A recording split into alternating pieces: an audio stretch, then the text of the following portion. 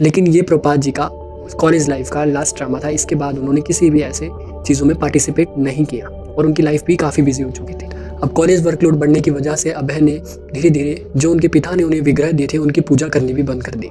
फिर एक रात उन्हें एक सपना आया जिसमें भगवान ने उन्हें दर्शन दिया और कहा कि तुमने मुझे बॉक्स में क्यों बंद करके रखा है, तुम मेरी पूजा दोबारा शुरू क्यों नहीं करते।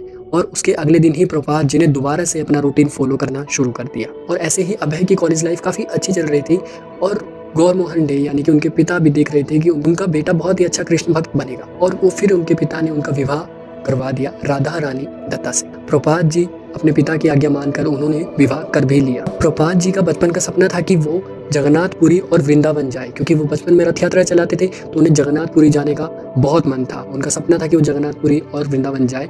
तो 1920 में जब उन्होंने अपनी बीए की पढ़ाई खत्म करी उसके बाद उन्होंने एक वैकेशन प्लान किया जिस पे वो अकेले वृंदावन और जगन्नाथपुरी के लिए निकल गए। और वहाँ पे कुछ समय रहने के बाद जब वो वापस आए तो उन्होंने देखा कि उनकी जो पत्नी थी वो काफ़ी रो रही थी, क्योंकि उन्हें किसी ने बोला कि तुम्हारा पति तो अब परमानेंट ही चला गया, अब वो आने नहीं वाला है वहाँ से। तो लेकिन प्रभुपाद जी जब वहाँ से आए तो उन्होंने उन्हें समझाया कि नहीं ऐसा नहीं है, मैं वापस आ गया हूँ। लेकिन एक्चुअल में प्रभुपाद जी भी इस शादी से खुश नहीं थे। वह चाहते थे कि वे दूसरी शादी कर ले और उस समय भारत में 2 शादियों का चाल चलन नॉर्मल था, तो वह भी सोच रहे थे कि शादी करें। जब ये बात उनके पिता को पता चली तो उनके पिता ने उन्हें बुलाया और कहा कि क्या तुम दूसरी शादी करने का सोच रहे हो।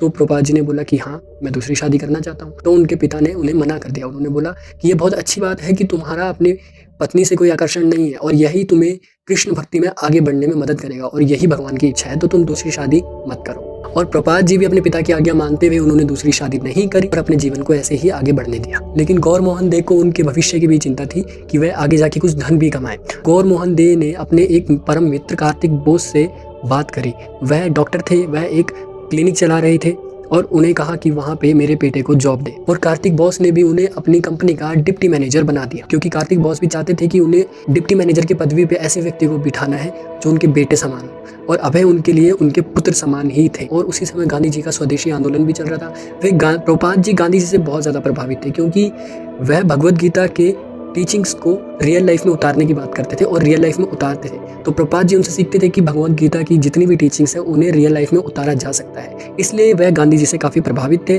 और उनका स्वदेशी आंदोलन भी उन्होंने ज्वाइन किया। प्रभुपाद जी पहले कोट पैंट पहनते थे, फिर उन्होंने स्वदेशी आंदोलन ज्वाइन करने के बाद उन्होंने भी खादी कपड़ा पहनना, धोती कुर्ता पहनना शुरू कर दिया, आंदोलन का पूरा समर्थन किया। और ये था प्रभुपाद जी का एक ऐसा दौर जहाँ पे उनकी मॉडर्न एजुकेशन, उनकी लाइफ और उनकी भक्ति सब एक साथ चल रही थी। तो आगे जानने के लिए नेक्स्ट पार्ट जरूर देखें। हरे कृष्णा।